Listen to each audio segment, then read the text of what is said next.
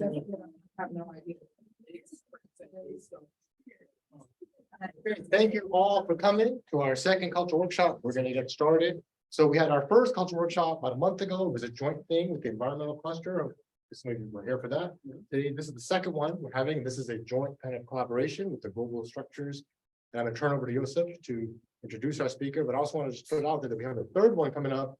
It's going to be April 26th. That's going to be our Kuba is going to be talking about some of her work, her QP, and some other ways about thinking about objects in terms of the cultural sociology of objects. So if you're around, if you can make it, please come to that support. And I'm going to now turn it over to Joseph, who will introduce our speaker. Thanks. So, I too thank you all for coming. This was somewhat complicated to put together, but I'm very pleased that we actually have Ádám Havas with us. So my job is to say a few words about who he is. Ádám got his PhD in Hungary. When was that? 4 years ago, something like that, right? 4, yeah, something like that. And that was a project about what Bourdieu would call the field of jazz in Hungary. And that's the material that we're going to present on. With that dissertation, he won the highest award that's available in Hungary for young sociologists, awarded by the Hungarian Sociological Association, right away. And 3 years later, that's last year, the project was published by Routledge. I can't tell you what an accomplishment that is to be able to do this from a country where access to English language libraries and so on is highly restricted and complicated and all that. So Ádám is currently on a first year of a 2-year postdoctoral fellowship of the European Union called Marie Fellowship. We're familiar with that because our very own Marie was one of the recipients of the incoming version of that fellowship that's for non-EU citizens, and Ádám is the one that that's the one that's for EU citizens. And he's currently at a small program for the Cultural Politics and Society that is part of the Sociology department at the University of Barcelona in Spain. And his trip to the US is essentially the excuse is this talk, and there will be another one at the New School next Tuesday. And I should also, I can't hold it back and mention that he was incredibly generous and being one of the leading experts on Pierre Bourdieu in Hungary. He's actually going to join our graduate class tomorrow when we talk about Bourdieu. And I mean, he's on the editorial board of an international journal called the Jazz Research Journal, as well as the managing editor for quite some time of the best Hungarian sociology journal by the title Replica, which is a journal, by the way, that has fantastic, excellent taste because it has published not only my work, but also his work. So anyway, without further ado, it's a great pleasure to have Ádám. Thank you.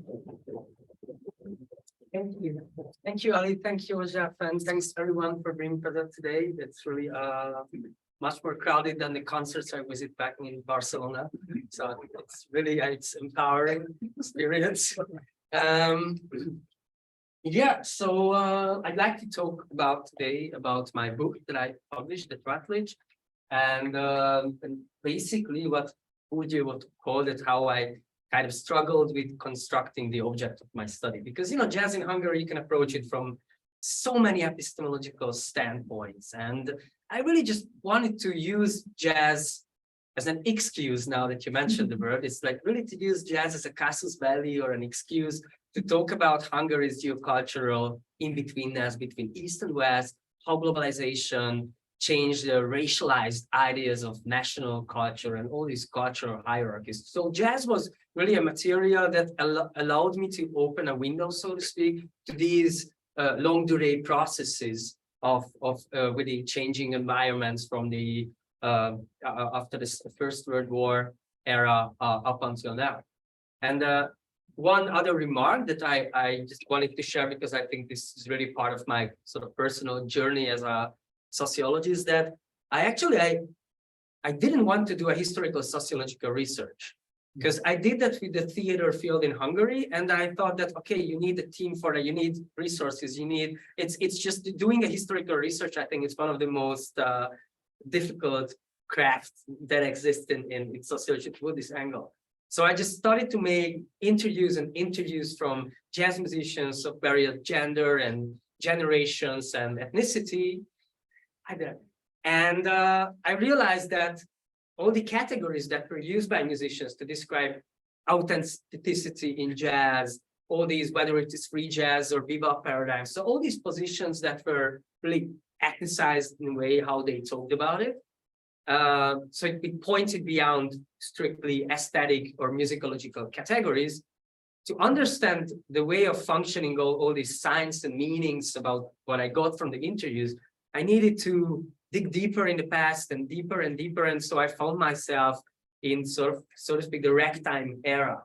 So the Fingeszek, Hungary, Austro-Hungarian monarchy, when the Black American musicians were touring Europe, and the Austro-Hungarian monarchy, and where the rising assimilated Jewish bourgeoisie started to create the cabarets and all this kind of modernist culture. So how this sort of the external others and the internal, Europe's internal others were interacting and creating new stuff.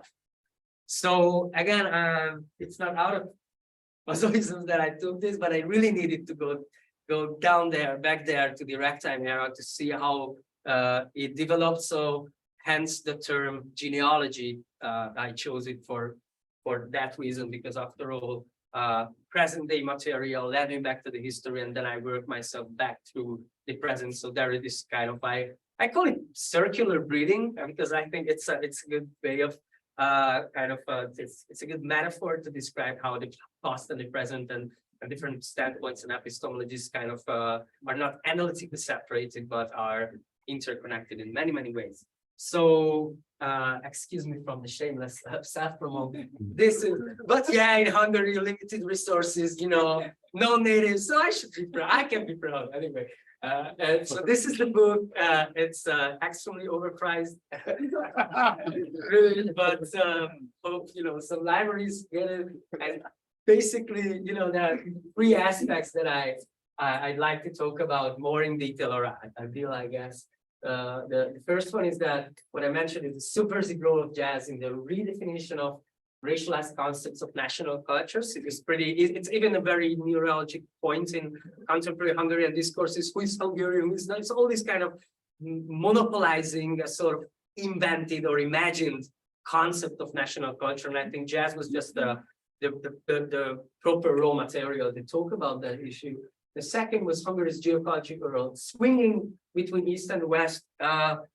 Absolutely, the proximity of Vienna is a great source of frustration for us, because it's really just a 2 hours drive, but it's a different, geopolitical, position and economic. And this is kind of, and Hungary's kind of in betweenness between the West and the East. I think it really influenced how not only the reception of jazz as but also how the field of jazz, as I refer to it, has been structured. And this is kind of what explains to me the fierce opposition that I will talk about between free jazz and mainstream jazz that symbolize America. And I think this distinction is how Hungary's kind of polarization structured by its geopolitical situation is manifested in the field of jazz. So that was for me the stake to, when I say constructing my object of or constructing the object of my study, I really mean that these are the aspects I try to kind of narrate through and with jazz. And the third one, basically, yes, what I talked about, that in the context of state socialist Hungary, free jazz and this kind of folk music oriented free jazz was the sort of counterculture, while bebop and mainstream became institutionalized within the Bartók Conservatoire. So it was like really interesting to see that how national, like this sort of reinvention of jazz through folk culture and especially Bartók, how it could, become like a marginalized counterculture that actually had a cultural critique of the state socialist political and cultural politics and regime. So, and the final word of the kind of the epistemological stance that I started this project as Joseph also mentioned as quite an orthodox Bourdieusian. I mean, I had many reasons for that. My thesis director's thesis director was Bourdieu, and I really wanted to start the PhD because I wanted to speak this language. But then I realized that the very empirical material that I work with is globalized. Bourdieu is really great for explaining distinctions within like a middle range social spaces, as Merton called it, but like a nation state level, or even Paris, the two sides of the Seine river and how it's managed. So it's perfect for that. But in a music that is defined by its global dissemination, that I had to recognize, and that Bourdieu's theory, it kind of falls short on that. So I kind of had this in the conclusion. I write about this kind of symbolic patricide that postcolonial studies impacted on this Bourdieusian stance. And by postcolonial studies, I mean the cultural studies influenced by Stuart Hall and Paul Gilroy in the first place. And I think this sentence from the Black Atlantic was really impacting my research that I just quoted now, that how are we to think critically about artistic products and aesthetic codes, which, though they may be traceable back to the one distinct location, that would be the US in this, just have been changed either by the passage of time or by their displacement, relocation, or dissemination through networks of communication and cultural exchange.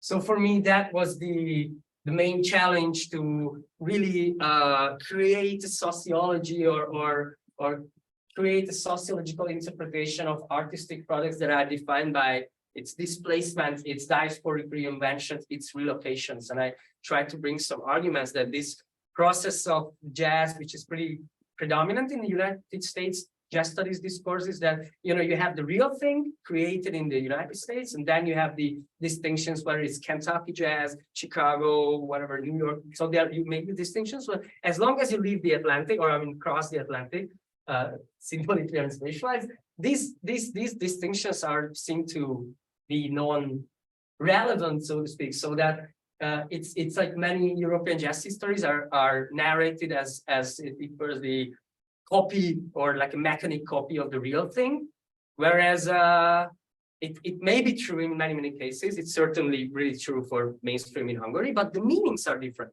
So as long as cultural sociologists deal with cultural products, it's not enough to say that whether it was so they speak with the same, I mean, to play jazz with the same, according to the same aesthetic codes, but what are its meanings? Why is it a new meaning in for example, a state socialist Hungarian context? To play bebop is definitely different than playing that in New York. And this was my topic. So I introduced the term inaudible difference. That cultural difference, when, for example, ethnic Romanis are becoming the orthodox representatives of mainstream jazz and bebop aesthetics, like really the most traditional followers of Wynton Marston's, actually. Absolutely. So he's not aware of that, but they are. I mean, Romanis in Budapest, coming from coffeehouse musician families and professional musical dynasties, that their cultural difference is really manifested in that sort of incorporation of that aesthetics. And even you can't hear that, but cultural difference, as in postcolonial studies, is definitely there. So just from a few aspects, to really like this kind of the mosaic pictures of the genealogy, of this process of genealogy. So, for example, a key process was the Jewish assimilation that was foundational in the emergence of modernist culture and new aesthetics that have, sarcasm, a criticism of the traditionalist gentry lifestyle, the old noble Hungary. So it was like this civic self-consciousness and massive assimilation. So while great numbers were German speaking in a couple of years. I mean, you can observe in 1 decade that it was for Hungarian speaking, and yeah, and Budapest as a city. So Hungary, like, I mean, it's a very small country of 10 million people nowadays, and Budapest has 2 million inhabitants, and the rest, and the second biggest city would be London with 200,000 Hungarian guest workers. But really, within the country, it would be another city called Debrecen that is 200,000. So really, you have Budapest and you have basically the rest in terms of these standards. But this was the time at the turn of the century when Budapest emerged really as a competitive metropole in that standards. Like really, there was a rivalry between Vienna and Budapest, and its population increased just by 40% in just a single decade. So that's huge. And that was really a sort of industrial and cultural center and the target of migration, both from within the country and from outside, where Jewish migration was really important. So that was this context when for example, I checked out the Hungarian Music Academy's statistics and ethnic population. And I was really surprised that before the First World War, 40% of the student body were Jews. I mean, I expected high numbers, but 40% was like really significant, like an indicator of how culture and music and high culture, especially Middleborough and high culture, was playing a significant role in the assimilation process. I mean, these numbers are just really high. And on the other hand, you have the two internal others, or two significant others that are key players here, are assimilated Jews and Romanis or gypsy musicians who were dedicated to professional gypsy music. So they really provided the entertainment of the noble classes, the gentries, and they were touring all around Europe. So when I started to read jazz histories of various countries, including just a big book on jazz in Barcelona, I can like read about Hungarian gypsy musicians there entertaining. So it was like really a mobile. It's a form of cosmopolitanism. It's a very radical one, and the interaction between Hungarian assimilated Jews and Hungarian gypsy musicians was pretty interesting, as the musicians were the ones who were playing the music, which was composed in many cases by Jewish composers. So that was this kind of interplay, and also that the cabaret scene was established by assimilation Hungarian Jews as opposed to the German language cabaret.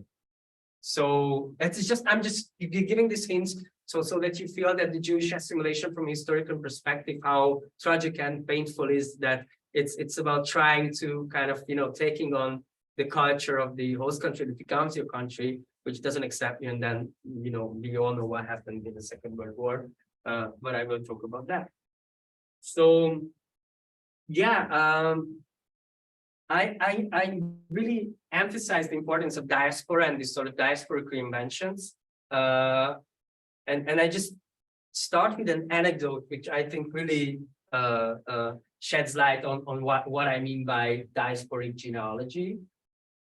These four gentlemen here, of course, you know Django Reinhardt. This is Jenő Hubai, who was the head of the director of the Hungarian Academy of Music, which is called Liszt Academy from 1925. This is Mátyás Sejber, who ran the world's first jazz department from 1928 to 33 when Hitler came to power, and it was in Frankfurt am Main, Hochschule. That was like the first in Europe. That's 100% true. Hungarian assimilated Jew, the student of Béla Bartók, and Eddie South. So how is the Black Angel of the violin, as it was referred to himself, US excellent violin player. So started Eddie South, and I'm really was surprised that literature on Eddie South is academic literature. I mean, it's really scarce. He studied classical music, but in the Jim Crow era, he couldn't continue his studies as a classical violinist, so he was really forced into playing popular music. And then he, mid-20s, left first to Paris, so he crossed the Atlantic, went to Paris, and he also went to Hungary, where he was studying around Jenő Hubai. That was pretty, and from him, he learned, and in this concept, when he had various gigs in Budapest, New York, Cafe, all these places, in the Hungarian Broadway, there's such thing in Budapest. So he was learning gypsy music and Csárdas and Hungarian music and verbukos, and he learned this kind of refined, really characteristic, and in many cases like exotic, especially how it's presented, ways of playing gypsy music, and tried to kind of mix it with jazz in a very unique way. And I'm really sorry I can't play the music here because there is a song, Zigeuner in rhythm. It's like gypsy in rhythm. He plays it. It's on YouTube. You can watch it. And if I don't know that's Eddie Sauce, I would think that I'm in a Hungarian restaurant and someone is playing gypsy music. So he didn't just mimic it. He actually incorporated Romani music, and Hungarian gypsy musicians in turn were amazed by the fact that, okay, it's not only them who can play in a very virtuoso way, but they were really influenced so that they try and open towards jazz, because Eddie Sauce had various gigs there, and then he probably hanged out with Hungarian musicians because back in the States he was singing some songs in Hungarian. So I read the literature on Eddie Sauce, and he was really, and even in his songs he gave Hungarian titles. So when I checked the discography, it was like totally misspelled song titles called Szerelmes vagyok, it means I'm in love, and it's totally misspelled, but I recognized that he actually heard it, so he just, you know, put it down in the way that he could, and for him it was important. Even there is a signature tune that he always played. It's called Helyre Kati, and it's a composition of Jenő Hubai, and he played it in various, and it's in various albums. So that Hungarian influence of significance. But he goes back to South France, where he meets Django Reinhardt in the Olympic, and according to the bibliographer of the biographer of Django Reinhardt, there is an Oxford University Press book published by Michael Dragon on Django's life, and he said the first time that he heard violin in that jazz context was actually at his South, not the Stefan Grappelli, and that had a crucial impact on Django's musical development, again, according to this book. So when I talk about diasporic reinventions and that this kind of cultural globalization is not a one-way process, but whether it's about various cultural encounters of different styles, I really mean by that. And this is kind of this sort of like a metaphor story for my book, that the journeys of Eddie Sauce and meeting with the French Manouche gypsy and Hungarian gypsies and Hungarian classical / also popular music was like a great impact. And he developed the persona, the Black Gypsy. This is how he referred to himself. And this playing with the otherness, with the exotizing yourself and your agency of reinventing a persona that is Black and it's also gypsy, and it's kind of this otherness involved, but also all these associations to those racialized identity positions. I think it was really very interesting to see, and I think I mean, if I had the access to all this archival material, I think Eddie Sauce is this trajectory is kind of sort of very deep, and there is a lot to do there. So yeah, between the two wars, the most important part was for me is that how gypsy musicians became the key representatives of white Hungarian national culture. So actually there was this fierce, like this war, both symbolic and economic, between Black American musicians coming to Hungary, playing there really for the new modernist bourgeois audiences, that they really started to think that gypsy music or this sort of coffee house music is getting anachronistic. So they really wanted to play the new stuff, and that was jazz was the new stuff.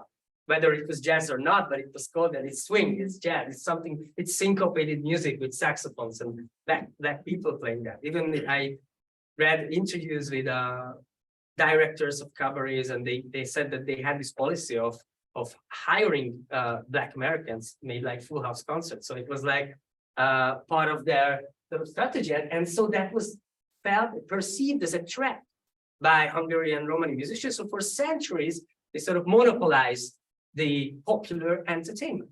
And look, and I think it's just during telling, I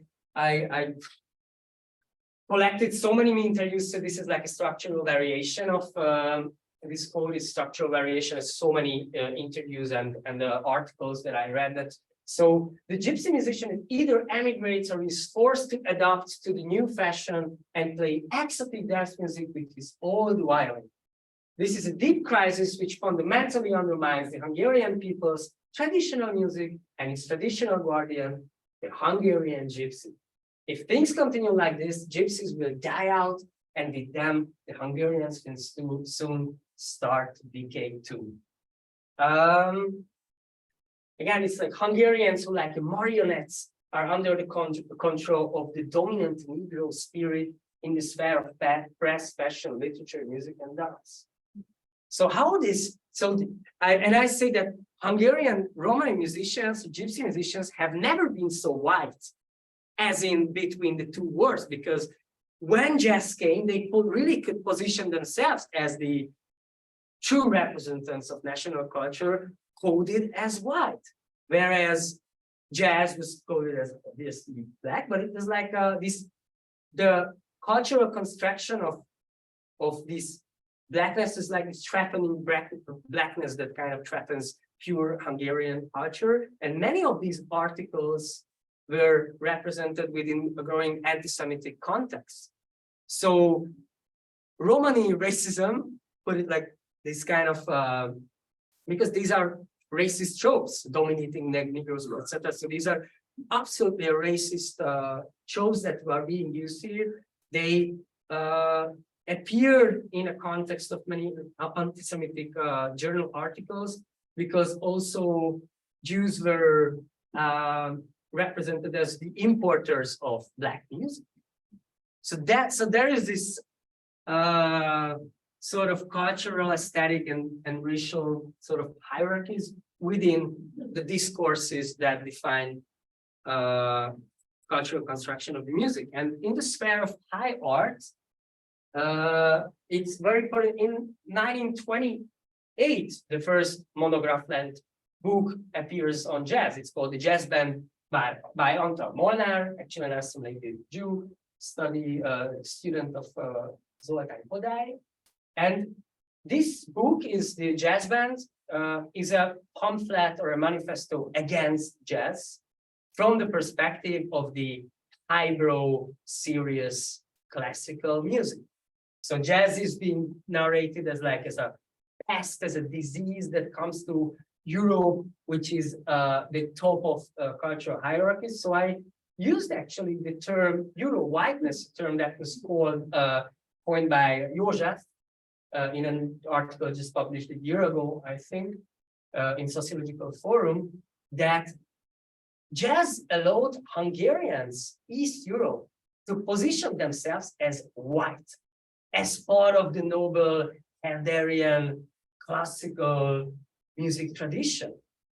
And that was another important aspect, that from this high cultural aspect, Hungarian musicians and highbrow musicians had this self-understanding of being at the top of both racial, geopolitical, and cultural hierarchies. So, and jazz meant a threat, especially because composers such as Erik Satie or Stravinsky himself started to really adopt elements from syncopated music. That was a sort of a legitimization in high art that jazz is something that cannot be ignored. And these are some quotes from the book that and embryonic cultures like children adore loudness. At the inferior stage of culture, shouting and noise making frequently substitute metaphysical immersion and provoke a trance. Why would we then wish for America's dance music to be sophisticated and refined? So this is a pure cultural hierarchy, that there is this childish thing that, and again, what's important, that jazz is discussed both by this Jewish author of jazz band and many gypsy musicians as an exotic dance music.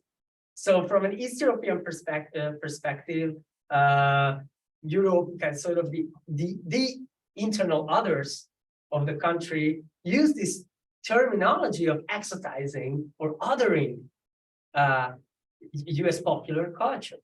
So that adds another layer to that. And now that you see that, I haven't really talked about music, right? So you see that this is where I disclose that I really use jazz to talk about these processes that I wasn't really interested whether that was playing in New York Cafe Budapest, whether it was swing proper or, you know, some dance music that had some elements to that. Probably like 80% of the music, as Hobsbawm really said it, I mean, wrote extensively on it, it wasn't jazz according to the standards. But when Eddie South came and many other musicians, that was swing bebop, that was Americans, you know, legitimate popular music. And I was much more interested in what people meant by jazz and what it meant to their identity positions and to the kind of cultural struggles taking place in various fields, from highbrow music to the rising middlebrow. Yeah, so I cannot show you music, but I can send you the tracks because I think it's the more complete package is when you have the sound material. So I did put some in. But as othering and self-othering, this is the 27, there was or 28. There was this concert, the first jazz opera called Johnny Spielt Auf. I don't know the English translation, but this, I think it was how in the Hungarian city theater, the jazz opera was kind of represented. So it's a placate from that era. And you see that the train is like a symbol of modernization, all these kind of caricaturistic figure with the saxophone and this whole world behind it. So something that is global, that is grandiose, that is the new stuff. And that is also jazz opera. It's also in itself as a, like this hybrid genre. It's also in itself a sort of subversion of traditional cultural hierarchies or low-high art divide. It's interesting to see that also like Hungarians were othered by, for example, Julius Lensberg's Hungarian rag, that all these clothes in the album are not really traditional Hungarian folk dress. It is just a way of sort of othering. So I found it very interesting. And also that Hungarian gypsy musicians had some, like Gábor Radics, that's the name of the orchestra. They were like en route to and Bourdieu met. And look at how that was mastered by Rudy von Gellner in here somewhere in Germany. Actually, it's a big record company in the US. Rudy von Gelder? Yeah, Yeah, right. Super important guy. Yeah. And he mastered the album, and I was really surprised that you know, that like these gypsy musicians this is the image that they sold in the US and in the world market. You know, this wilderness, this kind of you know, unrestricted sexuality, the nomadic lifestyle. So none of that was true, because these guys were urban gypsies, the most assimilated, the most bourgeois segments of the gypsy population, whereas other Romanis in Hungary are really sometimes, not now, but they lived in totally different conditions. There are many crucial internal conflicts between factions of within different sorts of Romanis. Even they speak three different languages in Hungary.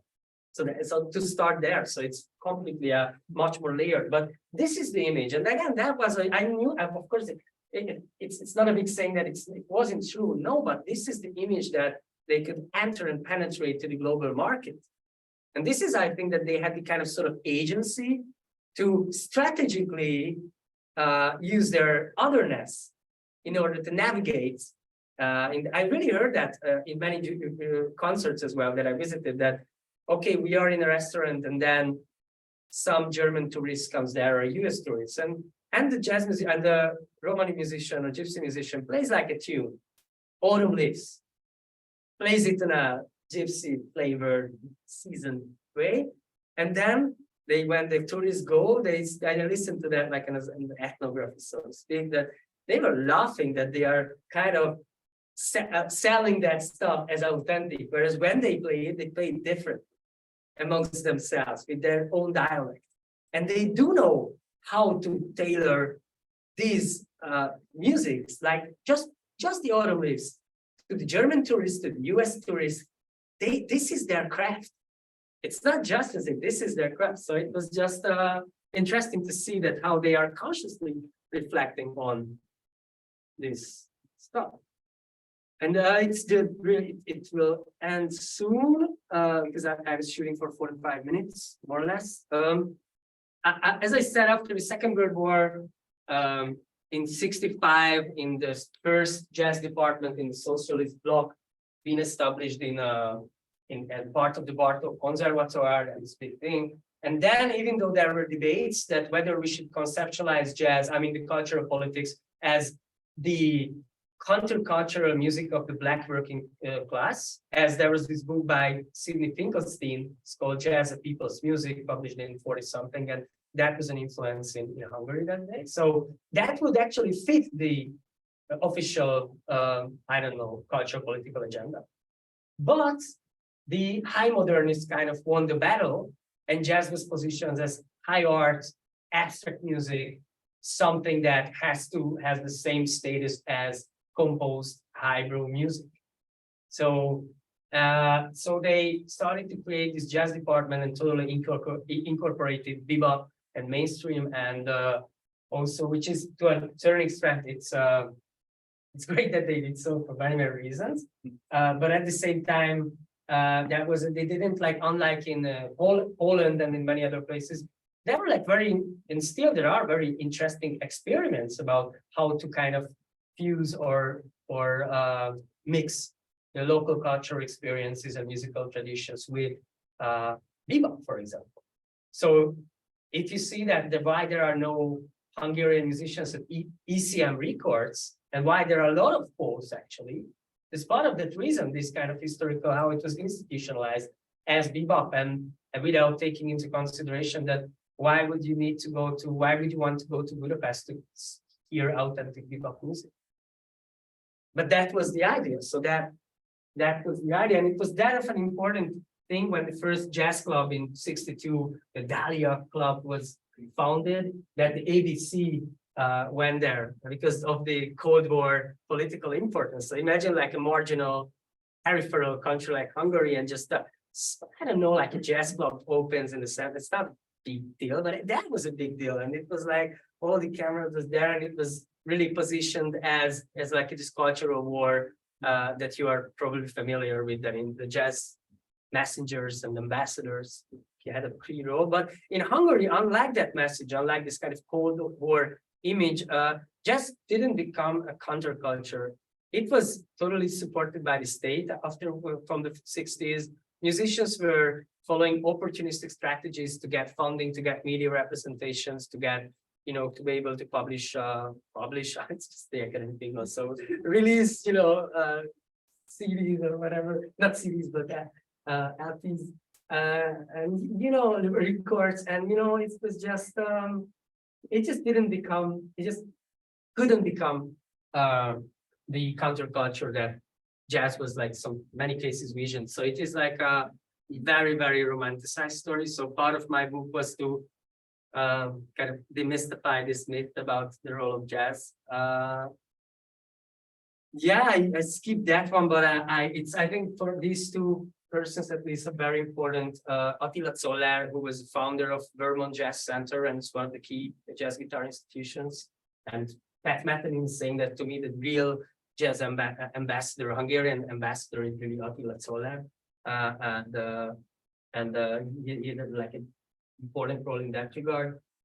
And Gábor Szabó, who was leading the hits in the rankings in the 60s, 70s, graduated in Berkeley, and then he had this kind of characteristic fusion of Indian ragas, Hungarian influences, and various popular music, and a lot of jazz, and he was big in the 60s and 70s in America. When he went back to Hungary, and then he died there. Yeah, but there is a significant Hungarian diaspora in the States as well, of course.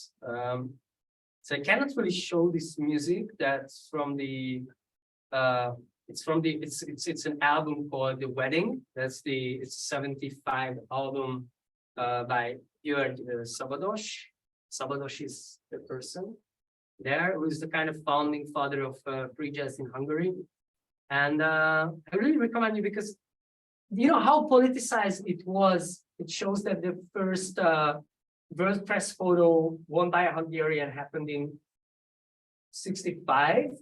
And even though this background is not really, it's not about the 56 revolution, it's about the Second World War, and it depicts wedding march in all this melancholy and all these destroyed buildings. So this is a kind of a good visual metaphors of Hungarian melancholy kind of thing. And Szabados wanted to have this as the album cover of his album, The Wedding. That's the album. It's like a Hornet Commons free jazz in a Hungarian context. So that's where it was born, but it wasn't allowed for him because of the meanings of the 56 revolution, which was really stupid. But what I did finally, and this is my one of the last slide, I think that I made these interviews like 40, 50 whatever hours during like 4 years of research, and I was talking with many musicians, mainstream free jazz and everything in between. And even though these are ideal types, the pure categories, this kind of helped me to create this or grasp the structural dynamics of the Hungarian scene. So these aspects of oppositions, of these oppositions or aspects were generated from the interviews. So that kind of I tried to really create a methodology based on Bourdieu's field theory. That how, because you need to classify the objects that are classifying and then the logic of classification. So it's really not it's not to use pre-constructed categories, but you need to grasp the logic of classification of classifying individuals and groups of people. So these came from the interviews, and interview guides. It's great to have it, but then I realized that the more with everyone interview, I have new aspects. So this is, I think, and it would be really stupid to stick to the interview guide, because the whole idea is that you know something of society or culture, and then you speak with people, and there is this process of immersion, and you need to develop a sens pratique. So as Bourdieu said it, a practical sense to the the terms and their meanings and how all these symbolic goods and the categorizations are circulating within the scene. So these I found really important, like cardinal aspects, and these kind of free jazz, mainstream jazz distinctions, even though there are radicals on each edge, but most musicians are, somewhere in between. But actually, this Hungary's position as this assimilation to the West, represented by the US, it's a clear manifestation of the bebop aesthetics, represented by many Romani musicians who changed from coffeehouse music to jazz because it allowed them to be not just entertainer musicians, but as artists, while adhering to their heritage of improvisation. And gypsy music is basically improvisation to fixed harmonies. So jazz is pretty much like that. You have this harmonic structure and improvise. So it wasn't far at all from their musical habitus at all, because that's what they did, improvise to pre-establish harmonies. And free jazz that was coming from try to use Bartók and folk music and try to impregnate jazz with this new national meaning without being nationalist. So globalization for Szabados and free jazz, or this kind of multicultural music, it meant that a true musical experience has to emerge from that of an experience as of Black Americans in the United States, from slavery, from oppression. from experiences of emancipation. And his critique, the subject of his critique wasn't blackness at all. He loved blues, and the reason why I love blues, it is that it's so intimate, it's so authentic, it's so something that it's not an artificial art, it's folk in its many selves. And even in free jazz, for me, Cecil Taylor is blues. Like when you just have this kind of aspect to it. But he said that it's not blackness that I'm criticizing that how can we Hungarians coming from the multiple, different historical, geocultural, culture, experiences, why do we copy paste something? Why don't we use jazz and also Eastern music and other music and our peasant music and folk music and gypsy music to create something which is us, which is like comes from here, which is not a sort of import of bebop aesthetics. And this is why I'm saying inaudible difference, because this kind of mainstream dogmatism is basically, it's inaudible because Hungarian mainstream jazz musicians are really top level mainstream. Every year they could play, and they do play a lot.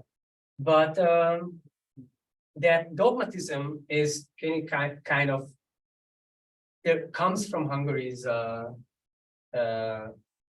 position that it's not part of the West, but it's very close to it, it's still not part of it, and this is just a musical way to do that. And free jazz was this revolutionary source that criticized in '74, there is an article by George Szabados, it's the poverty of jazz, and he's like writing that unlike the Poles who are creating their free stuff, their jazz, that is Polish jazz, means something in the jazz world. It has a sound, it has like musicians, so it means something. We are just losing the opportunities, and he was like really criticizing. So there was this huge divide between the field, and according to those guys are not really considered jazz musicians. And I don't really open up the Pandora's boxes when I say those guys are mean guys, because that's very masculine, very masculine scene. Female musicians are represented as singers in most cases. That is changing now, thankfully, but that story is basically, for many reasons, it's a male story. Yeah, and so I just stop right here. And thank you very much for your attention and for listening to me. Really.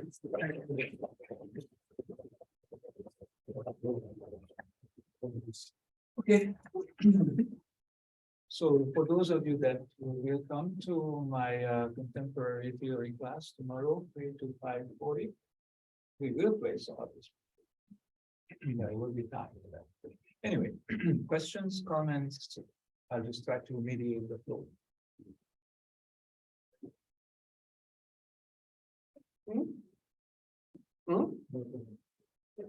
Yeah. Thank you. It was really interesting. I was especially interested in the discussion of race and how you said the Romani were never whiter, as with the backdrop, again, the backdrop of jazz. I was wondering if you could talk a little bit, if you could comment on how the concept of cultural appropriation came into your thinking and your approach to this work, and cultural appropriation as compared to assimilation and. Wow, great. It's a very important question that I don't want to avoid, and I was really into that. Well, when it comes to jazz, to me, the par excellence example of cultural appropriation is the original Dixieland jazz band, how they presented themselves. White Italian migrants presenting the jazz music as their, and as their invention, using a lot of cynicism there, and this strategic exploitation of their dominant position as whites.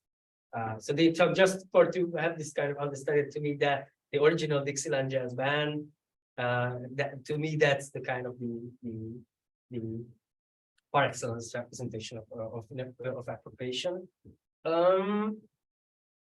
I'm using, if you have the chance to, like read a chapter or two from my book, I realize that I don't really use the term cultural appropriation, because there was this process that the stake of these cultural struggles was exactly the meaning of jazz, of the meaning. What is the meaning of this music? So, I mean, this strategic exploitation of, taking Black culture, presenting it as a Hungarian culture, it's not really there. I mean, Romani musicians, who are the most orthodox, like, representatives of bebop aesthetics, they feel legitimized when they have the chance of playing jazz with a Black American musician. So they have this essentializing or essentialist rhetoric that there is like this imagined racial hierarchy, and the Gajos are in the low end, and that would mean that Gajo is a non-Romani. And then you have gypsies, which are the legitimate kind of practitioners. And then at the top are the Black American musicians. And that's clear. So that's why when they are traditionalists, that they do mean that they respect the tradition, and they always add to this. So to them, playing jazz is not playing Hungarian or Romani music. Playing jazz is playing the music of Black Americans, according to these interviews that I told them. So that's why cultural appropriation. I think it's the opposite. So if I had to use it, it's the opposite of cultural appropriation, which I don't know if it's like it's good, but to me, cultural appropriation would be stating that I invented it, this is mine, we have this full, authority over the music, but it's not really the case. Their tradition is the tradition of the jazz tradition. And they make that distinction all the time, and they are very proud to be part of that tradition. Very, very proud. So yeah. In sequence, I can move it as well. Sequence, yeah. So, I want to take you outside of your own case too much, but sort of the stereotype of jazz in France in the 20s, 30s, and 40s, where many African-American musicians went there and felt it was liberating to be there and that jazz was appreciated there. And I wonder if you could contrast the acceptance and appreciation of jazz in Hungary versus France through a geopolitical lens. Like, is there a geopolitical story as to how those differ, or if they do? I'm not even sure whether they do. But I'm just curious about it. Seems like there's an interesting extra refraction in your case having to do with this geopolitical positionality as a marginal or frontier place, whereas France was a hegemonic place where the comfort and acceptance of another form of music was less tortured or less problematic or less twisted or less something. I don't know. Yeah, absolutely. I'm actually writing about that aspect because there's a brilliant scholar, Rachel Gillette, who wrote about. So of course, France is different in many, many ways. That was one of the first places where the military orchestra, like James Reeves Europe's first jazz orchestra, set foot in Europe. Secondly, Hungary is more like a passing trespass area. It's like you arrived, you are like Edisov, you're based in Paris, basically. You probably go down south because you like the Mediterranean, and there are restaurants and places where you can earn some money. And then you go, if you are brave, you're not just going to the Netherlands or maybe the UK and Scandinavia, but you're going to East European places like the capitals, which would be like this Budapest, for example. So unlike in Paris, where people met years, like Sigrid Bechet and others, there are many other people who live there years and stay there. Hungary was like this trespassing. It's always on the way when it's like a highway motel, so to speak. When you somewhere in between, but you go there because but it's a different position, and that's why it's a melting spot as well. And the third one is this very important. This is, of course, the most interesting part: the colonial background of France. Like Hungary didn't have colonies in that sense as France and the empires, had. So there was this very, very interesting debate that Rachel Gillette refers to as the jazz problem, that the assimilated second generation Martinique intelligentsia, for them that they really had these salons and they had this represented themselves in high culture literature. For them, this overly exoticized, eroticized way of how jazz presented itself and how it generated, money and audience, that was for them a problem. Exactly. So they were opposed, and there is this very interesting racialized opposition within the colonial second generation blacks with the African Americans who represented different ideas associated to blackness and jazz. So that's why I think France is really interesting, because you have these dynamics within also. In Hungary, it was like as I said, appropriation in the sense that like Josephine Baker, for example, was really a top sale wherever she went.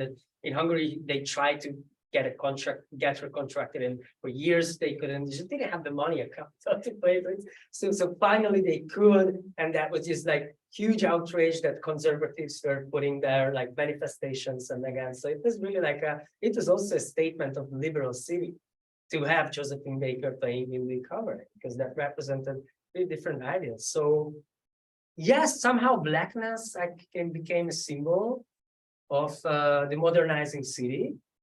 But with positive associations, and this is why it was really in the front line of ideological and racialized struggles, that it meant it was the cultural criticism of old anachronistic white Gentile gentroid Hungary.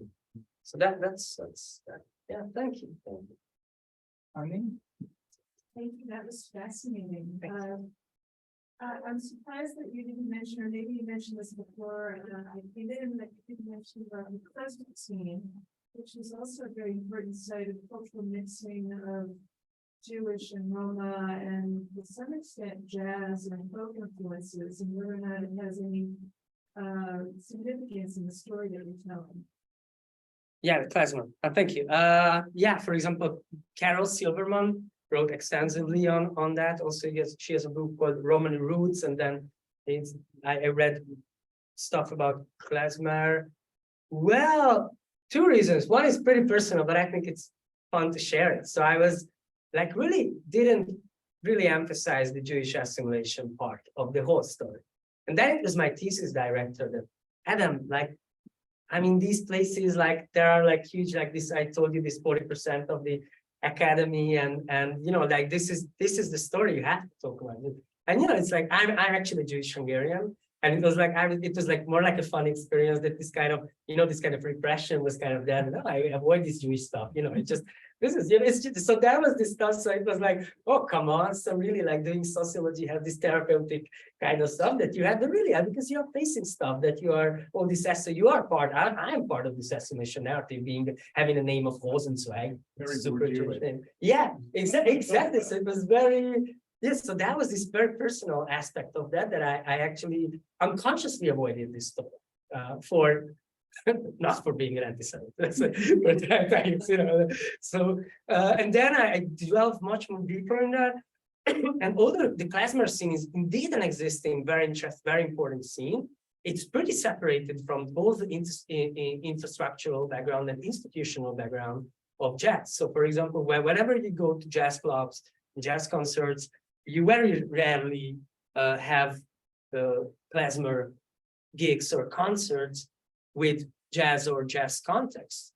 So even though it's part of also Budapest and Hungary's kind of cultural self-understanding, it's a major part. I personally very positively biased towards this music, but it wasn't part of this, because of the musicians. For example, because most musicians have the degree from the Liszt Academy's jazz department, and from there they went many directions. But I really didn't meet a musician like a jazz musician coming from a jazz school, and that has to be bebop, as we discussed it, like that she or he decides, I mean, refers to her himself as a klezmer musician or jazz and klezmer. So I didn't see that much of an overlap, but it's a very interesting.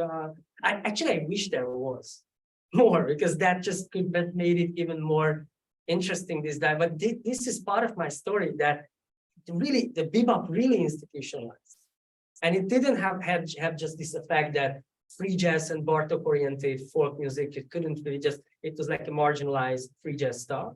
But it also had the effect that everything that falls out from the paradigm of bebop, it's not really understood as jazz. And I'm saying that it's my personal, just really personal, and I think it's unfortunate, because then you close a lot of interesting. So that's why, to me, I would have never thought that the interwar era would be that interesting. Exactly because the lack of strong definitions, the lack of this solidification of aesthetics and the institutionalization. So it was like this surge of meanings and these encounters that resulted in great aesthetic innovations. And there, when it becomes institutionalized, it also means that the field becomes more fragmented, and there are scarce interactions between musicians who could create amazing new things if they interact. But thank you. Thank you. Go ahead. Sure. Sure. I was wondering, I really enjoyed your classification in psychology, particularly item number 11, criteria of authenticity. I was wondering if you could speak more about authenticity and like the conceptualization of it, the way you use the strategic application, and are we just restricted in like the accumulation of cultural capital, or did you see like the conversion to economic capital as well? Ability or like Item? potentiality, yeah. Well, 11, criteria of authenticity. Like, Oh, yeah, actually, my former tutor said that Adam, you should have one slide, this one, and then you can talk about Popol, because this is the core of stuff. That this is really what the book unfolds and narrates. So you are absolutely right. Well, yeah, again, what was the question? using authenticity and Yeah. about the accumulation of cultural capital, or like its convertibility to economic. Actually, they share this idea of disinterestedness, that fanatism from part of the mainstream musician means that you grew up in that. You are not the sort of this neoliberal way of counting the work hours. So when you are shredding, you're practicing. You don't say that I had like 4 hours unwaged labor. This is this is very far from, because this is our life.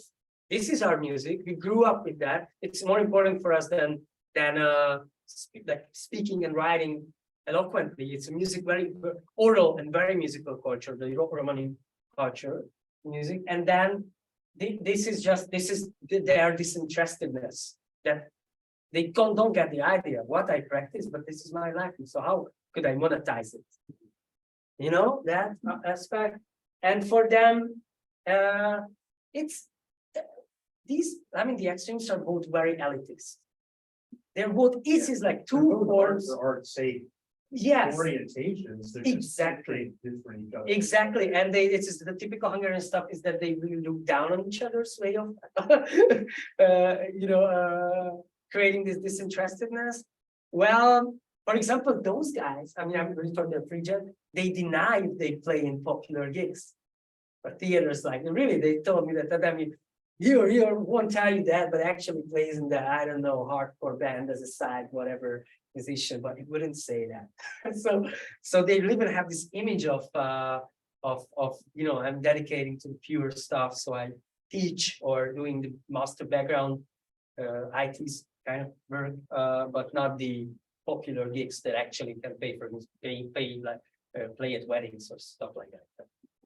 And these musicians are So this converting, this is, I think, conversion to economic profits in Hungary. Like this is a very small market. So the economic profits are, even if you are at the most commercial end of this stuff, it's just, you cannot live on that, really. There are a few musicians who are touring and they very good at attracting national funds and cultural funds and or international tours. But for example, just there is some idea, just one example that I met in Vienna. Musicians told me that they are studying at the jazz department, and so the, I don't know, municipality gives them 600 euros extra for their rental if they say that I have a studio. And I could count like how the state supports in Norwegia. You are supported. I mean, if you can arrange yourself an international tour, the cost of accommodation and tour is paid, and even the money that the place would give you in order to promote this kind of Norwegian Nordic jazz. And there is like a lot of effort from some countries or cultural policies to in Poland. I think it's really evident that it is like it's very conscious strategy of sort of indigenous nationalizing jazz in a way. So it creates something like a brand of Polish jazz, which actually it's much different than in other places in Europe. The Germans are different. This experimental free jazz, Bertzmann, Schlippenbach, this kind of tradition. So there is this whole diversity, but I think in conversion to economic profits, I think what they can convert to economic profits is networks. In Hungary, informalities, you cannot, in Hungary, I mean, that is networks. That is the capital, not bebop, not, they learned it when they're 15. It's not the investment. It's really the networks and how to convert your weak ties into academic position, gigs, festivals, concerts. So in that sense, this structural makeup from the state socialism didn't really change as structure. That the relative force of the informal network in attaining, financial profits is, I think, just as important. Yeah. Okay, so I have more of a comment, just thinking about it. Please. And just reflecting on the way you describe this mainstream, you can use the word bebop, mainstream, this kind of acceptance. And just wondering if you thought about how different jazz and really just Black Americans, how they are perceived, their artistic products in Europe versus the United States. In the United States, there's very few Black faculty that hold tenured positions in any music conservatory. There's very few Black faculty or even brown faculty that have any tenured positions here at the Mason Grove School. Right. Well, Except for I'm not sure that's true. jazz faculty. And Conrad is not, jazz faculty. I'm saying that in a lot of these places, it's like there's been a huge, the greatest jazz pianists that created all this theory never had jobs at any universities. No one hired them in the 80s, no one hired them in the 70s. So like this mainstream that you're talking about, it was really white jazz musicians who were mainly backed by the record industries, who were able to then legitimize it to an extent by creating some programs, some places. But if you were to go around and look and see who's working, they're all adjuncts. Everyone is a part-time lecturer. We've got Grammy award-winning jazz faculty here, but they're not tenured. Like they're musicians, pouring musicians, and they come in and get lessons once a week, things like that. That's kind of how it works a lot of main places. So this kind of institutional respect, legitimization for jazz, I would argue does not exist in the United States at the university level. It exists in Europe. And that the people who go study jazz, unless they're at a couple places, they're really being trained still in a classical competition proposition of these various things. And some of these other elements that are the aesthetic, right, that come from the street and from other places are going to be missing. And you could see it in the players that come out. So that's in the US. You can see some of these distinctions, right? And they were more pronounced in the 60s and the 50s, 70s when Black and brown people weren't allowed to go to universities. Yeah. That's a whole other thing. Yeah. But then, so here then, how does it change then? What do you think is why it's so different? Part of it goes to Paul's question about France. Like, right, the reception of Black Americans in France, right? That was a lot different there than the way they've been received here, right? So, like, is it? Yeah, I mean, because it reminds me of Paul Lopez, The Rise of the Jazz Art World, and it's a fantastic book about really jazz history in the US. It's mainly about the US, and it just talks about the periods, the jazz trajectory from folk music to popular music to art music. Not like that rigidly, but I'm just for the sake. But you know, in Europe, the folk aspect was missing. It's not that. Yeah, right. Starting with that, so it's That was my other question. Is jazz folk music? Because if you were to go in New York, people would say it is folk music. yeah, but in Europe, it's in that sense, it's that this, you know, this hybrid stuff. It's perceived totally different. It's that's what I'm saying, that you cannot, you know, like extrapolate the meanings of, for example, New York to New Delhi or Budapest or Berlin, because that's just it. Absolutely. For example, we don't. I think Europe couldn't really do anything about folk idea of jazz. But that music is like that's folk, how it emerged. That's why Sidney Finkelstein's jazz and people's music was really influential for leftish intellectuals to come on, just forget about this by mainstream, because I mean mainstream, it comes from the interviews. Basically, most musicians would say that this kind of post-Parker bebop until, I don't know, Bitches Brew, that's the Bible. Right. And that's why I'm saying, but this is very, I think how it is perceived is absolutely different. And one major difference is in related to that, Amiri Baraka. Interesting career as well in terms of like tenured, not tenured, how, you know, radicalism, black radicalism, etc., the blues people, author and poet and the rest. What made me think about it is you could use the word counterculture to describe it. I found that interesting because it's like Yeah. in the 60s, jazz was not considered counterculture. Counterculture was Jimi Hendrix in the 60s in America. Yes, but Jazz is like the establishment. yes, but Amir Baraka, for example, like really criticized those musicians who were black musicians, in fact, who went with the commercialized. So they literally, that when he said that, okay, but you just want to be accepted by white people, and really cherish this kind of free movement, you know, in Chicago, Albert Ayler, Coleman, etc. That was this really self-awareness and criticism. And, you know, I just don't understand, and maybe it's just, I don't understand because that's just too evident, that in Hungary, jazz for Romani musicians was like pretty similar in a sense to emancipation, because that really could allow them to preserve their identities, but also being positioned as artists, unlike just someone who play in bars and you put like $10 to the violin, because that was the case. And it really was like dignifying them. And there is no reflection from Roman intellectuals, as in like Amiri Baraka. There is no reflection, for example, how and why do you want to whiten up yourself? I mean, accepted by what? There is no debate about that. And there is no, and it's also, and I'm really sorry, it's like it's a bad position that again a white, you know, middle class person is articulating this kind of ethnic issues of jazz. And this is, I think, not good, because I really wanted to cite and refer to and engage with, you know, like these debates. So I'm just sort of, you know, integrated into my sociological account. But no, I was in a position to create the discourse.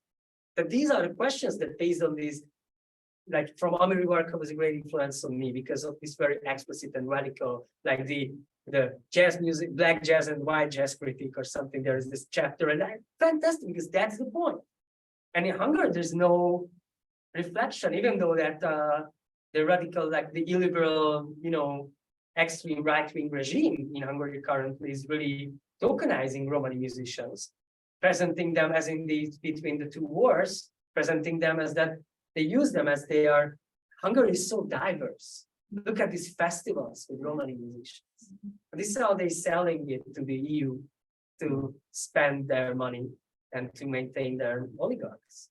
Not true, but it's not the first, you know, not the only channel, but this is the logic. So and then the Romani community is really divided by, because there are criticisms that actually this is a regime that just talks about racial mixing. We are not a country that accepts racial mixing. That was said by our president.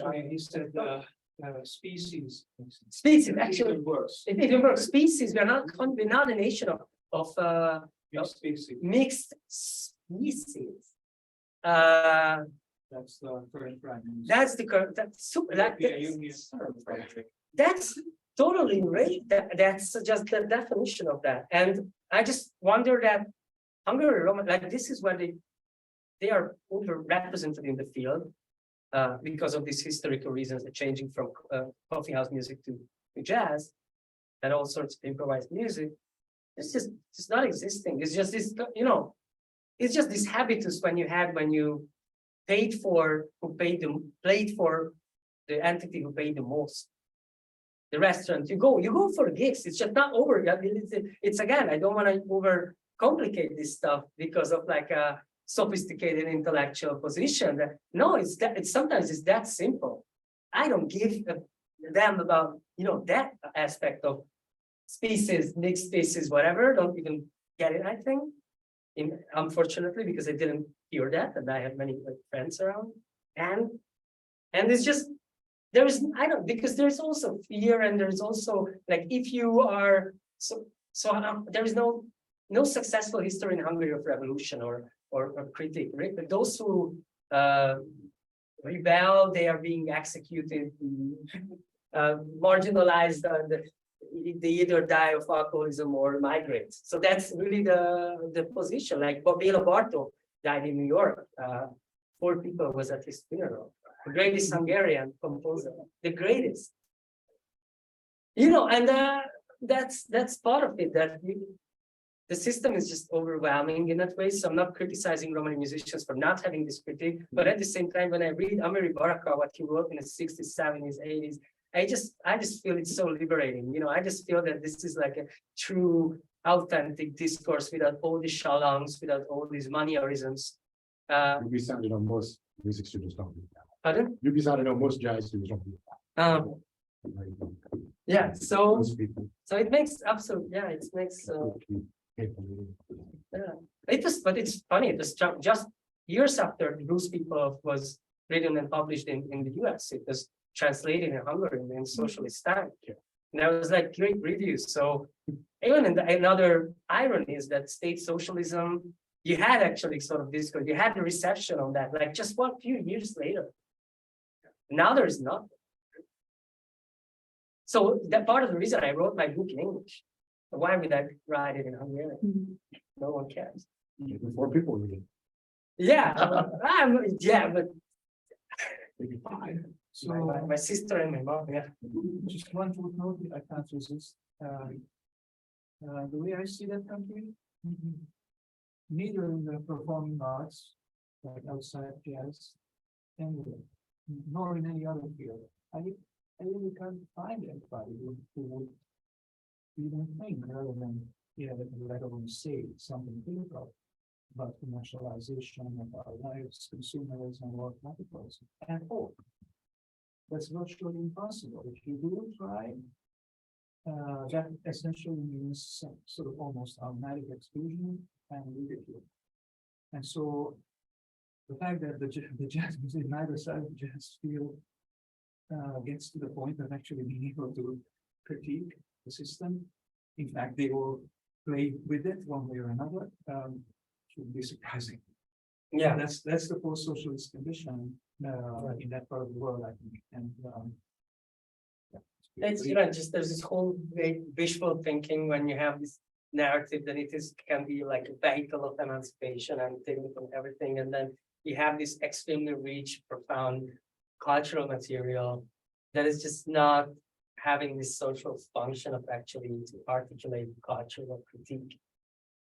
It's just, you're a sociologist, you're stuff because you know where your business ends in a way, because you don't want to tell people what, like this kind of, it's not ethical and etc. But there's always this kind of wishful thinking so I always add that maybe we could live also in a world when these cultures are used socially, what they are for, like to engage in discourse, to express opinions, to express criticism, so that would be something democratic in that even, but that's just not the case. So yeah, thank you. Wait, sorry. yeah, no, go ahead. Can you talk a little bit about like, this is amazing, it's super, super interesting. Can you talk about like the, in your field analysis in the slide, comparative slide, like given the, political context now, the way that narratives about Blackness show up now within the fields, like obviously sort of you're tracing this like really important historical role and positioning of the external other, vis-a-vis internal others, but like how does that show up and how people talk about Black people, Blackness, the external other in the field now, through the lens of like what shared. Yeah, thank you for the question, and also for that this discussion on a very peripheral of jazz scene can be like engaging in a way that talk about questions that are not really just relevant to Hungary, but that are worth discussing because they're part of a global narrative. Well, I think Romani musicians, so there are many more discourses. I think there's this huge respect from, so for example, as on Blackness, regardless of free jazz or not free jazz or whatever, Ornette, Ayler, late Coltrane, it's just different epochs are the same story, but maybe the emphasis in different places. And like Jarrett is even when he plays standards is like very free, and there is like this consensual resting point. So there's this absolutely that this full respect for the culture which is recognized as a jazz Black culture. That's so. At the same time, there are really essentialistic narratives. Like, for example, you must be familiar with the movie. Oh God, the director. It's about like jazz in the US, and so Ken Burns.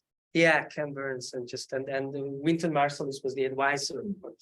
So, for example, Cecil Taylor had a very tiny segment of sort of free jazz was just really wiped out a little bit. It wasn't there, but compared to the role of its important role of emancipation and maintaining the difference, and that was just, there was just in jazz studies there was a huge criticism about that, and there are these essentialistic narrative, absolutely, that also exists, that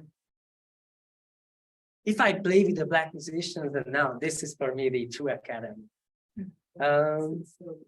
It's this essentialist talk is there, but I think it's in a way it's a harmless essentialism. It's like something like, imagine like the US is so far that you don't have in Hungary is like there's not a significant Black diaspora there. And some like world stars come there and play gigs with the best musicians in prestigious places, but it's not like the thing that you go into jam sessions and it's gonna be like super diverse. It's like mainly the same people. So I think they have this kind of sort of imagine that if I play with someone else, and like you said, as Ali said, it's probably someone who learned this music not in the institute but like on the street, like that was part of my culture, it's part of something that was folk. It's not what I learned from a curriculum. Then I think it symbolizes that. But after all, if some guy like Lee Konitz came there and made some albums with Hungarian fellows, it was like, after all, it's very closely associated to being American. It's just to think of. I mean, in narratives like, I'm a legitimate jazz musician because I played at the Detroit Jazz Festival and I was in Smalls or I don't know, Blue Note, and these are usually the narratives that in albums they say what Pat Metheny said about the drummer. So there is this is like we need to be, the condition of smallness is really, I think, represented by always desperately seeking for canonized figures to legitimize your position, and these are American jazz musicians. Yeah, and it's funny that like some musicians like Pat Metheny is really like, they talk like he was like a Black founding father. So there's something like it's over colorblind, something that is like so pure jazz in a way, or something that is there, but it's like a lot of benevolent ideologies. So there's I never encountered any negative stuff attached to that in the historical material. Yes, when I said that between the first two wars there was this Black musicians come and they took our jobs and etc. But basically, yeah, but they're not really familiar, I think, about what's going on in the US. For example, no, I don't think that many of them will spend hours CNN, whatever, or reading the New York Times about the disco, to tackle the dominant positions about in the US, which is something that others do. Like I'm keen on that, but I think much of the story is imagined. It's imagined and rooted in jazz history. Thank you. Thank you. Yes, thank you so much. Thank you very much. Thank you. Thank you very much. Thanks, Alan.